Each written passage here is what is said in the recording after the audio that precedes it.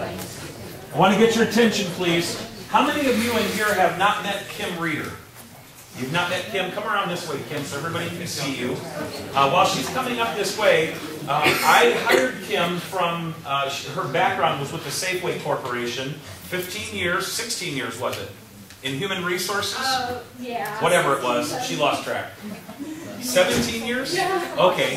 And she was a corporate trainer, and I hired her because she is a dynamic trainer. And Kim will be taking over for me. Now, I'm going to remain with the Mesa Police Department as a volunteer. I started our volunteer program in 1990. Back in 1990, I couldn't spell VIPs, and now I are one. So it's going to be exciting for me. I'm going to continue to help her out as long as possible until she really feels like she can run, not only with this program, but mobile housing, hotel, motel, self-storage, you know, all of the different programs that we do. So when you call in from here forward, really you're going to be talking to Kim. And her cards are up here. I'm going to be in Las Vegas next week, training Las Vegas Metro. And then I've got to do a couple other real quick trips that I was committed to before I decided to retire.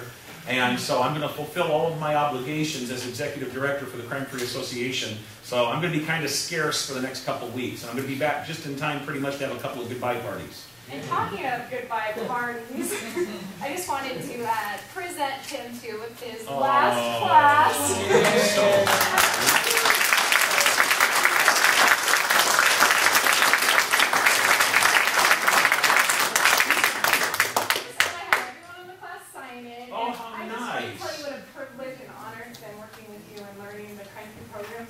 I hope I do it justice. I'm a little nervous, but to help out. Are you keeping this up? It's going to be 5:15. Well,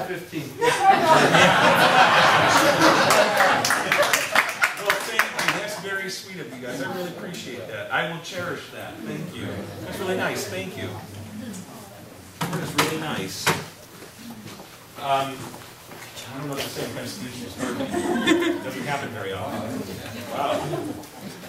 That was really nice. Let me take you real quickly where we go from here. The first phase of the program is the 8-hour training. You guys have completed that here in a little bit. The best is last. That's when Denny comes in. After this class, what we need you guys to do is call us. If you're in Mesa now, if you're from Apache Junction, I can't help you. You'll talk to Suzanne. But if you're in Mesa, you call us and we'll come out to your property and we'll do an inspection to make sure your lighting and your landscaping and your locks, everything we're going to talk about here in just a moment, is up to standard. And then the third and final phase of the program will be your safety social. So let me real quickly tell you what things you need to do for your property inspection. The first thing is you've got to have deadbolts on all of your exterior doors. Whether it's a single family home or a duplex or a triplex, fourplex, 100 units or 900 units, whatever it is, all of the apartment doors must have a deadbolt. Now the deadbolt I prefer has the long 1.5-inch throw, not the itty-bitty little 1/2-inch throw. That's no good. Because somebody could put a tire iron in there and spread the door frame and just pull the door open. Or push the door open, depending which way it goes. It has to have that full long throw. Now the next thing is, if the bolt, the throw itself is 1.5 inches long, the hole in the door frame has to be as deep or deeper than the bolt is long. Because if the dead bolt doesn't click, if it doesn't fully extend, it's not dead. You can push it right back into the door and it will not securely latch. It's not a dead bolt.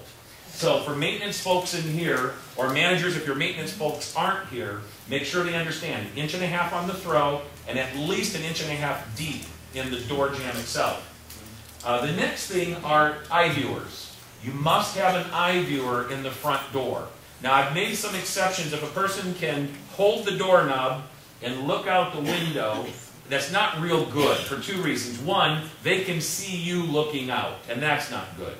Number two, some people just forget to look out and they'll open the door. We really want an eye viewer in the door. Unfortunately, a lot of the doors I've seen have a 110-degree eye viewer. It doesn't have a very big bubble on the outside. It's kind of flat glass. And when you look out, you can just kind of see here. That's not real good because somebody could be hiding. And you go, well, if they're hiding, I'm not going to open the door. Well, they could have one person standing there and somebody else hiding. So maybe it's somebody who doesn't look suspicious And you think, oh, it's safe to open the door. Then all of a sudden you see somebody else jump around the corner and you weren't expecting it. The 180-degree eye viewer has a bubble that's so big you can see up and down and to both sides. There's no hiding place. In fact, there's a 190-degree eye viewer. The bubble is so big you can see the door. I'm going to invent, after I retire, a 220-degree eye viewer. It's going to be so good you can see into the future. No, I'm kidding. But we want to make sure you've got the eye viewer. Whatever eye viewer you have, in Mesa, we've historically grandfathered it. As long as it's not broken, it's not painted over, if it's functional, we typically allow them. But as you turn the units, we really prefer to see the 180 or 190-degree eye viewer. Security strike plates. The door jamb itself, the pretty little trim wood's got a little metal plate at the top and a little metal plate at the bottom. Typically the top plate has 2 screws in it. Some of them have 4 screws in it. If it's got 4 screws, usually they're long screws, 1.5 to 2 inches minimum. And that's really what we want. If you go 2 inches to 2.5, it's probably even better. Because the trim wood itself is just soft wood. You can snap it right over your knee. And I've got a video that I want to show before we go to break where you're going to see how easy it is to kick in a door. This video is very dramatic. And by merely putting in long screws, you're going to see SWAT officers, professionally trained, seasoned SWAT officers that cannot kick in a door that's got the long screws. For just a couple of pennies, you can really secure those doorways. And then you're going to see some other steps that they took that even preserve the door against attacks from a battering ram. Now, that can be a problem sometimes, and I've had some police officers in the country that have gone to crime-free communities, and I can think of 2 in all the years I've been doing this, where they said, we had a little trouble getting in the apartment because it was secured so well. But this is something you can do to prevent home invasions, sexual assault, homicide, domestic violence, things like that. It's really a good thing to have. The security striker plates, you'll get the full training on that when you see the video. Imagine sliding windows. I unlatch the window and I open the window. Now you've got 2 pieces of glass over here, and here you've got nothing but a screen. Are you with me? I'm standing where the screen is. If you look up in the track of the window, you'll see a channel. That's the channel that the window slides in. If I take a drill with a screwdriver bit and I put a screw on there and I drill a screw right into the middle of that channel and I close the window and it hits the screw, that's okay. I'll tighten the screw until the window barely goes underneath the screw. And if somebody tries to lift the window out, it hits the screw so it can't lift out. You have to open the window all the way to get it up and out of the track. Now that's good because a lot of people will open the window so far and they use one of those screw-down clamps, or they'll drop a stick in the track. But if that screw's not there, a bad guy can cut the screen and just lift the window right out. And it happens all the time. It's going to cost you about a penny to secure those windows. We require that every ground floor window has one of those screws in the top track. Now, if there's any upstairs windows and you can get to those windows without a ladder, we also require a screw in those window tracks, as well as the screw-down clamp. Okay?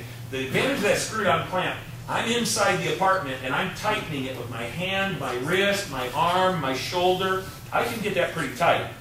A bad guy on the outside breaks the glass, he's got to turn his wrist backwards and he won't have the strength in his fingers to turn the screw. You with me? So it's a pretty good device. On the sliding doors, the Arcadia doors as we call them here in Arizona, you can do that a couple of ways to prevent them from lifting and sliding. One of them is just a big pin. It goes right through one door and into the back door. It's got a little chain. It hangs. The bad thing about putting them up high is if there's a fire, people have to get up into the smoke and the heat to try and pull the pin. It's a little easier to put it on the bottom and get out if there's a fire. They also make a little lock device. It's about this tall, about this wide, just a little block, and you bolt it to one door, drill a hole through the other door. When you step on the pedal, it throws a pin, and it bolts the 2 doors together. You can even open the door far enough that a cat can get out, but not enough room that somebody else can get in. And that will still secure the door if you drill a second hole back there. Okay? So you can actually lock it in the open position and the door won't lift out or slide open. And if you've got any further questions about that, see me during the break and I can explain it a little bit more.